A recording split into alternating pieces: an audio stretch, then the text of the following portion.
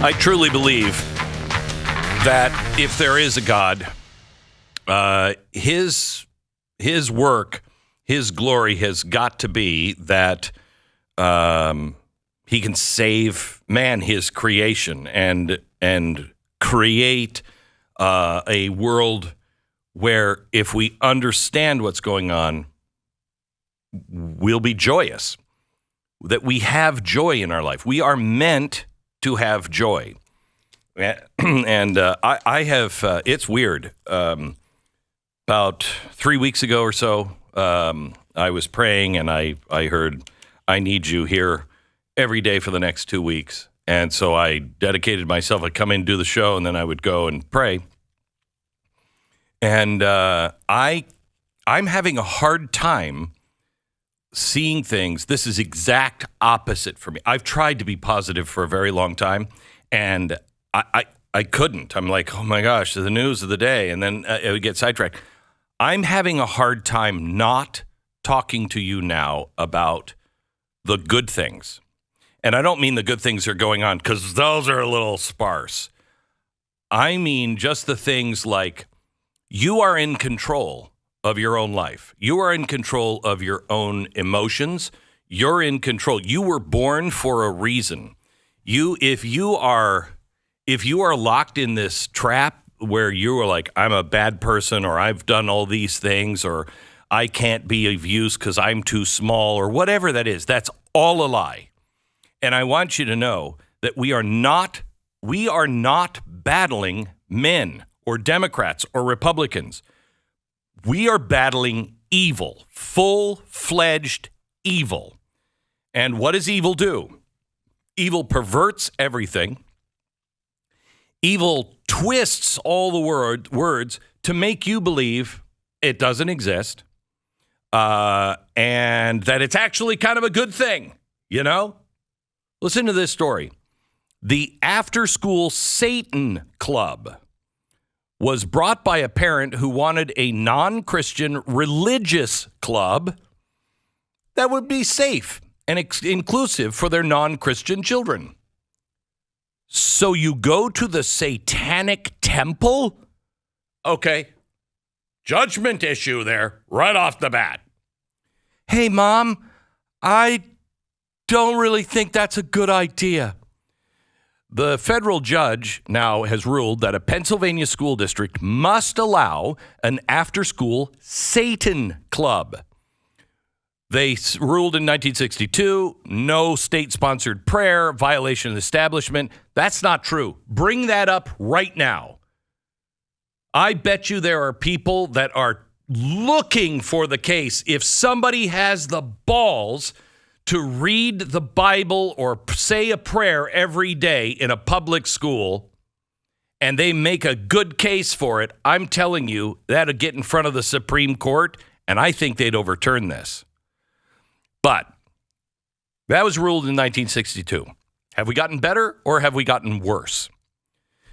Okay, now because of free speech and all of this, you have to allow the worshiping of Satan. That's what they say. You don't.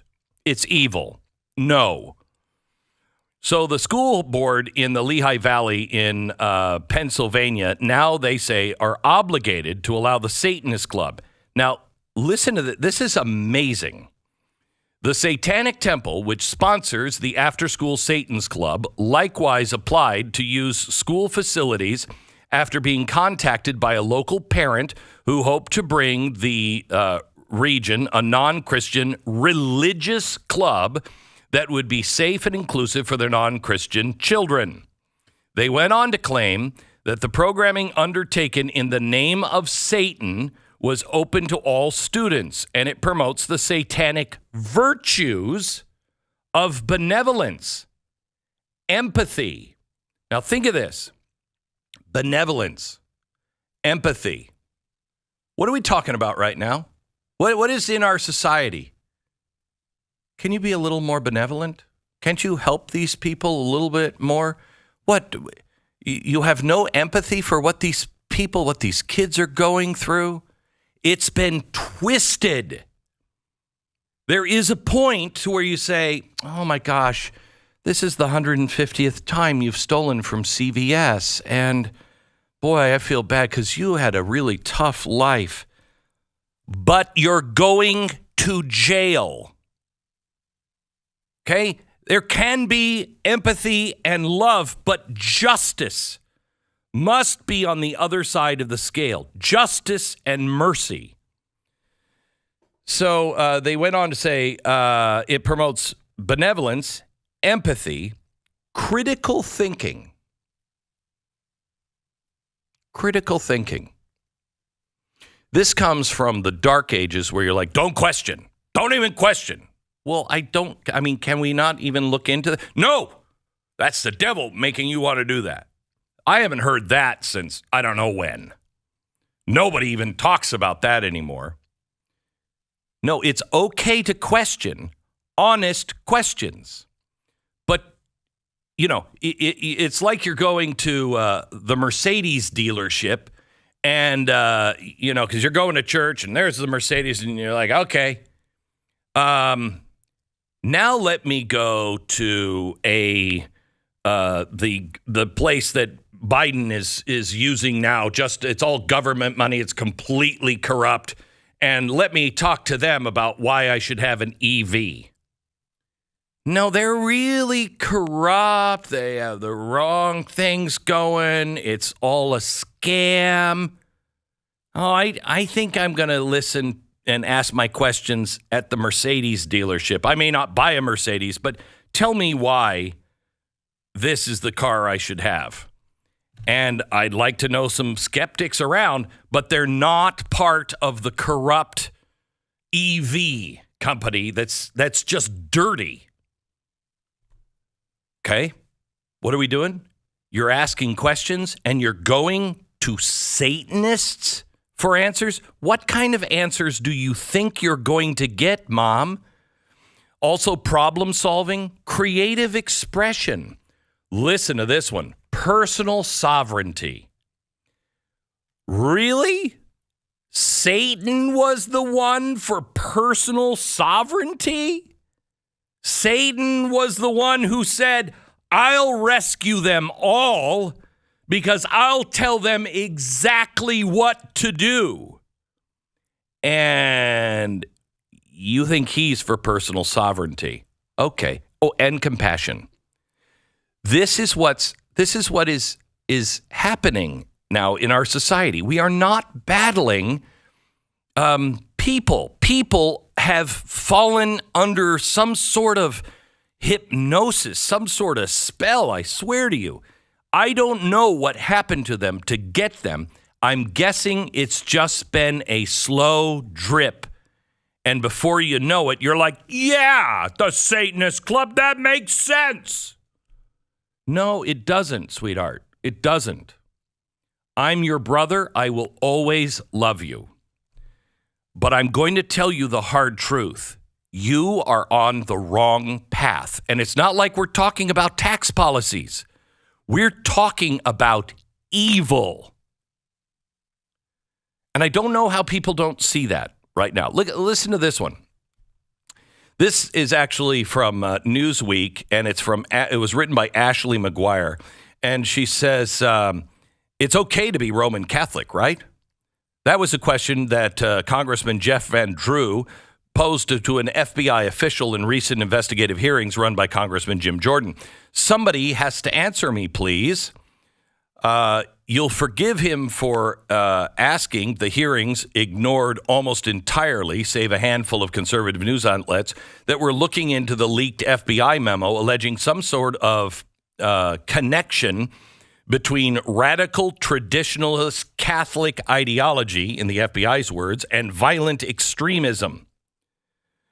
In its title of the memo, it states that racially or ethnically motivated violent extremist in radical traditional Catholic ideology almost certainly presents new mitigation opportunities.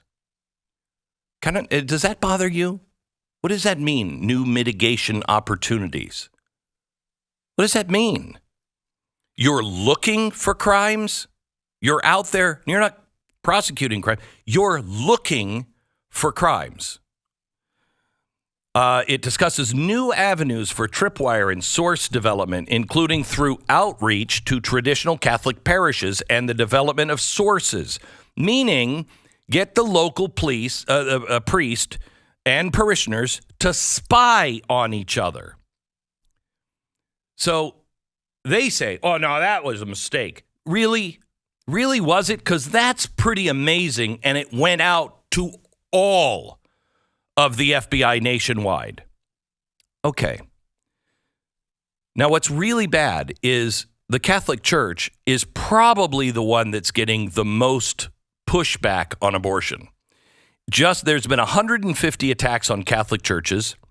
Since they started tracking in 2020, the number now is over 300. There was 150 attacks right after Roe versus Wade. So now this Catholic president, he's overseeing a Justice Department that is targeting the Roman Catholics because they're extremists. Now, are you an extremist because you don't agree with the policy of the president? It is. Let me say this. Today is the National Day of Prayer. Last year, roughly 15 Christians were killed for their faith every day. There were 2,110 churches that were attacked and destroyed. There were 140,000 Christians who were displaced only because of their faith. In North Korea, if they think you're a Christian, you get deported to a labor camp or you're executed. If they find you with a Bible in Somalia, they'll kill you immediately. Christian converts in Yemen are targeted for their faith, abused, assaulted, raped, and killed. In Libya, Christians are routinely murdered by their own families. Nigeria, 41 Christians were massacred while worshiping in their church on Pentecost. The list goes on and on. Pakistan, Sudan, India, Afghanistan, China. According to Open Doors World Watch list, there are 50 countries where Christians face very high or extremely high persecution. But today in America is our National Day of Prayer. By law, our president is required to release a statement that sets this day aside for a National Day of Prayer every year. Now, you might be thinking, oh, that's a proclamation just to save face. Our leaders don't actually believe in prayer. Yeah, that might be true. But just think about this. In America, we're worried that people might be pretending to be religious. In North Korea and all around the world, they have to pretend not to be religious or they die. This year, I want you to go into your office. I want you to go wherever you have some friendlies around you, but it's a little bit risky. I want you to go in and say, hey, it's the National Day of Prayer, and I think we can all agree, man, our country's in trouble. I don't care what side of it you're on. We're in trouble. Can we just take a minute here and pray together? Do it. Do it.